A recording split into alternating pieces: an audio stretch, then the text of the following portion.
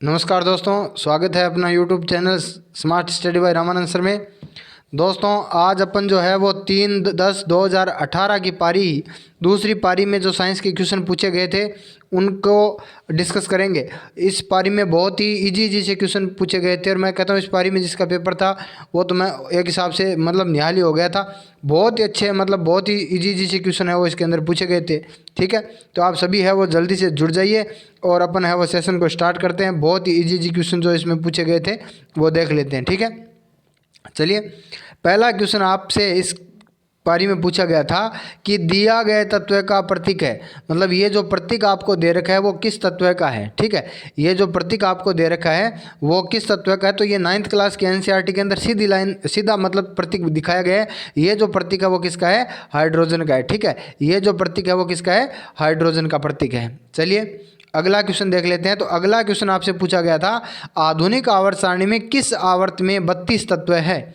आधुनिक आवर्त सारणी के किस आवर्त में, तो अपने को पता है आधुनिक आवर्त सारणी के अंदर है वो 7 आवर्त है जिनमें छठे और 7वें आवर्त के अंदर कितने 32 तत्व है। ठीक है, तो यहाँ 7वां ऑप्शन नहीं दिया हुआ है, तो यहाँ छठा ऑप्शन जो छठा आवर्त है ये ऑप्शन बिल्कुल क्या हो जाएगा, सही हो जाएगा। ठीक है, चलिए नेक्स्ट क्वेश्चन देख लेते हैं। निम्नलिखित में से किस तत्व के प्रतीक में केवल एक ही अक्षर होता है। ठीक है, देखिए जैसे अपन बात करें तो तांबा, तो तांबे का प्रतीक होता है Cu, कार्बन का प्रतीक होता है C, क्लोरीन का होता है Cl और कैल्शियम का क्या होता है Ca। ठीक है, तो यहाँ पर कार्बन का प्रतीक जो है C होता है, इसलिए कार्बन में क्या है एक ही अक्षर है। ठीक है, तो इसका सही जवाब क्या हो गया, कार्बन हो गया। ठीक है, चलिए नेक्स्ट क्वेश्चन देख लेते हैं। तो अगला जो क्वेश्चन पूछा गया था इस पारी के अंदर वो पूछा गया था कि जी की ऐसा इकाई है वो त्वरण के समान होती है। ठीक है, यानी सीधी सी बात है ये गुरुत्वीय त्वरण होता है और त्वरण को ए से व्यक्त करते हैं। ठीक है, तो जो कि क्या होती है, तो सीधी सी बात अपने को पता है कि त्वरण की इकाई क्या होती है, मीटर प्रति वर्ग सेकंड होती है।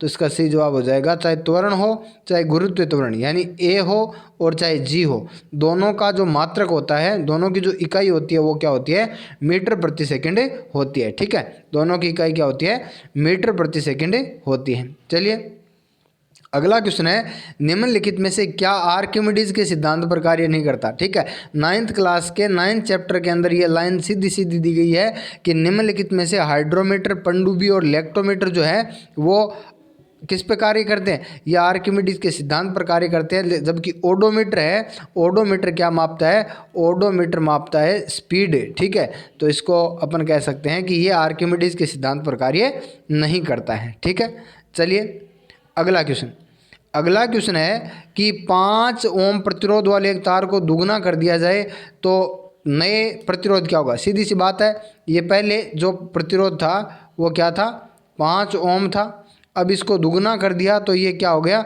ये हो गया 2.5 ओम यानी 2.5 ओम। ठीक है, तो इसका तुल्य प्रतिरोध यदि अपन ज्ञात करेंगे तो अपने को पता है कि तुल्य प्रतिरोध ज्ञात करने का फॉर्मूला होता है 1/R बराबर R1 + R2। ठीक है, तो 1/R बराबर क्या हो गया, ये हो गया 1/2.5 प्लस 1/2.5।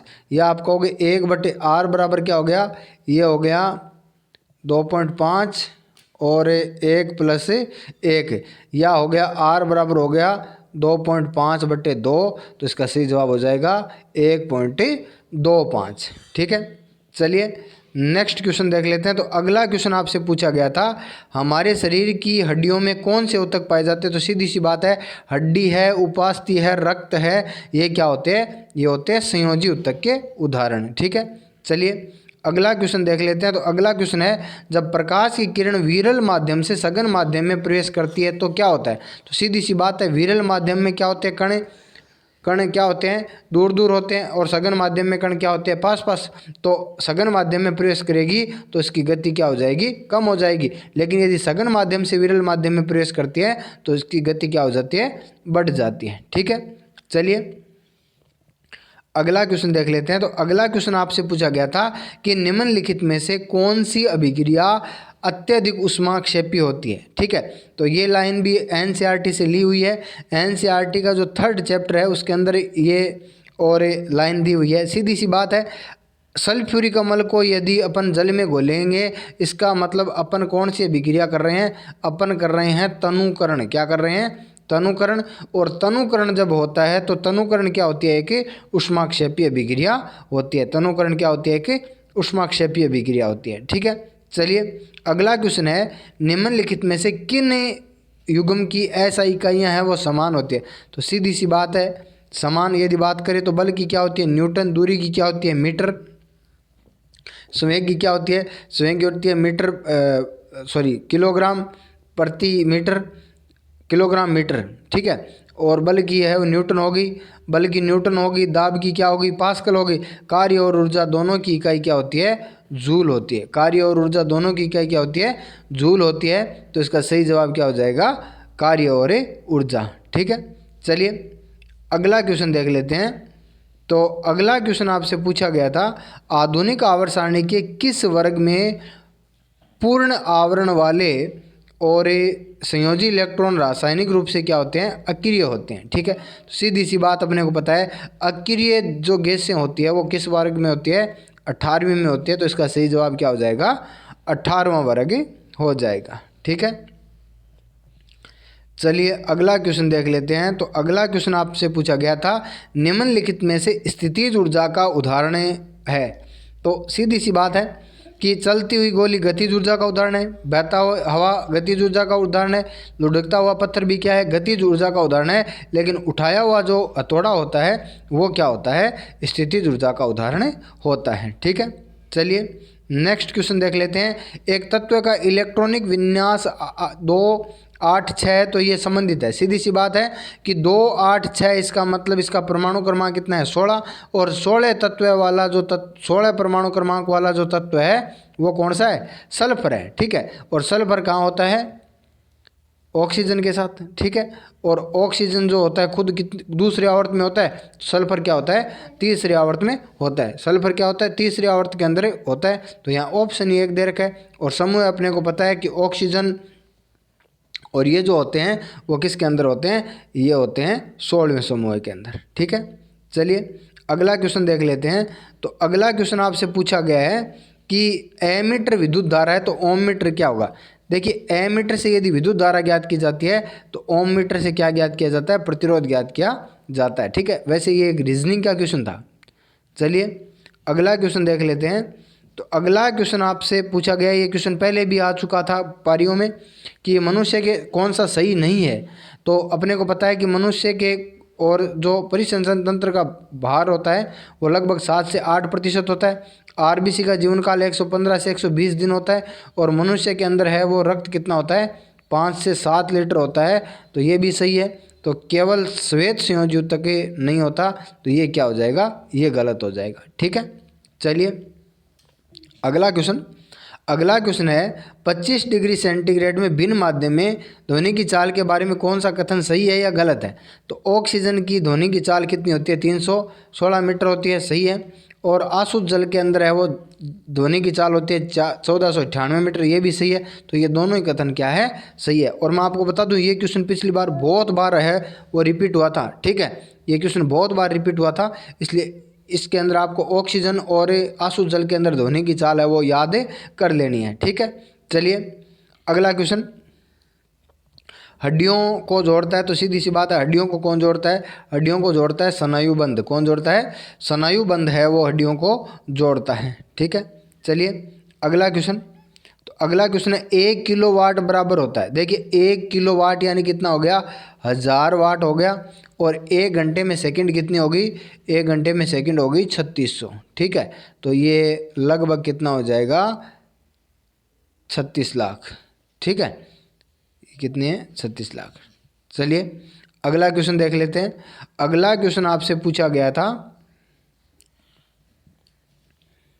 कि हाइड्रा, स्टारफिश और प्लेरिया निम्न में से किस प्रकार का पुनरुद्भवन होता है? तो इसमें पुनरुज्जनन होता है, या इसको पुनरुद्भवन भी कहते हैं। ठीक है, इसको क्या बोलते हैं? पुनरुद्भवन, यानी शरीर का जो भाग कट जाता है वही एक नए जीव का निर्माण कर लेता है। ठीक है, तो इसमें प्लेनेरिया को आपको खास रूप से याद रखना है, क्योंकि एनसीईआरटी में ये प्लेनेरिया का एग्जाम्पल के रूप में पुनरुज्जनन को समझाया गया है।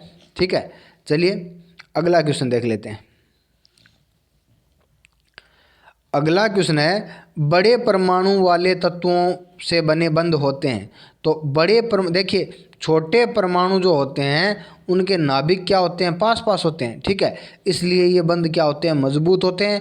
और बड़े परमाणु जो होते हैं उनके नाभिक दूर दूर होते हैं। आपसे यहाँ छोटे परमाणु का भी पूछा जा सकता है, ठीक है। छोटे परमाणु वाले तत्वों में बने बंध तो हमेशा क्या होंगे, मजबूत होंगे। क्यों? क्योंकि नाभिक क्या होंगे, पास पास होंगे। लेकिन बड़े परमाणु वाले तत्वों के बने नाभिक क्या होंगे, कमजोर होंगे, क्योंकि नाभिक क्या होते हैं, दूर दूर होते हैं, ठीक है। चलिए अगला क्वेश्चन देख लेते हैं। तो अगला जो क्वेश्चन है,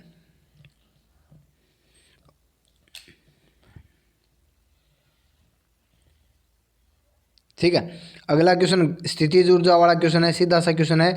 स्थितिज ऊर्जा आपको कितनी दे रखी है, 480 दे रखी है। आपको पता है स्थितिज ऊर्जा ज्ञात करने का फॉर्मूला क्या होता है, mgh। m आपको दे रखा है 12, g का मान दे रखा है कितना, 10 से, h है वो आपको ज्ञात करनी है, ठीक है। शून्य से शून्य कैंसिल होगी और 12 चौके क्या हो गया, 48। तो h बराबर कितना आ गया, 4 मीटर आ गया। तो ये क्या हो गया, इसका सही जवाब हो गया, ठीक है। चलिए नेक्स्ट क्वेश्चन देख लेते हैं। तो अगला क्वेश्चन आपसे पूछा गया था कि किस प्रकार के जनन में और पूर्ण वयस्क के छोटे जीव अपने शरीर से अलग होकर एक नया जीव बनाते हैं, ठीक है। तो ये अपने हाइड्रा जो होता है, हाइड्रा के अंदर क्या होता है, इस प्रकार से हाइड्रा के अंदर क्या होता है, एक नया जीव है, वो जीव के शरीर से ही क्या हो जाता है, अलग हो जाता है। और इस विधि को क्या बोलते हैं, मुकुलन बोलते हैं, ठीक है। इस विधि को क्या बोलते हैं, मुकुलन बोलते हैं। चलिए अगला है दांतों का टूटना तब शुरू होता है जब मुंह का पीएच, तो मुंह का पीएच क्या होता है, 5.5 से कम हो जाता है। देखिए ये दो मान आपको याद रखने, एक 5.5 है और एक 5.6। यदि 5.6 से वर्षा की जल की पीएच कम हो जाती है तो ऐसी वर्षा अम्लीय वर्षा होती है। और दांत मुंह की पीएच यदि 5.5 से कम हो जाती है तो उस कंडीशन में दांतों का टूटना प्रारंभ हो जाता है, ठीक है। चलिए अगला क्वेश्चन तो सीधी सी बात है, प्रकाश वर्ष है, पारसेक है, मीटर किलोमीटर, ये सब किसके मात्रक होते हैं, ये सब मात्रक होते हैं दूरी के, ठीक है। ये सब मात्रक किसके होते हैं, दूरी के मात्रक होते हैं, ठीक है। चलिए अगला क्वेश्चन देख लेते हैं। तो अगला क्वेश्चन जो है ये एक चिन्ह दिया हुआ है, ये भी एनसीईआरटी के अंदर है। और 10th क्लास के एनसीईआरटी का जो 12वां चैप्टर है उसके अंदर है वो ये चिन्ह दिया हुआ है। और आपसे पूछा गया है कि ये किसका है, तो ये है धारा नियंत्रक का। किसका है, धारा नियंत्रक का चिन्ह है, ठीक है। तो दोस्तों आज अपन है वो अभी थोड़ा सा टेस्ट बनाने में बिजी हैं, तो अभी एक ही टेस्ट, एक एक पेपर है वो आपसे को करवा रहे हैं। जल्दी अपन है वो एनसीईआरटी स्टार्ट करेंगे। कल शाम को जो क्लास होगी 9 बजे, उसमें आपको बताया जाएगा कि किस प्रकार से आपको 50 टेस्ट हैं वो आपको देने हैं, और उनके बारे में और डिटेल से अपन है वो कल डिस्कस करेंगे, ठीक है। चलिए मिलते हैं नेक्स्ट क्लास में कल।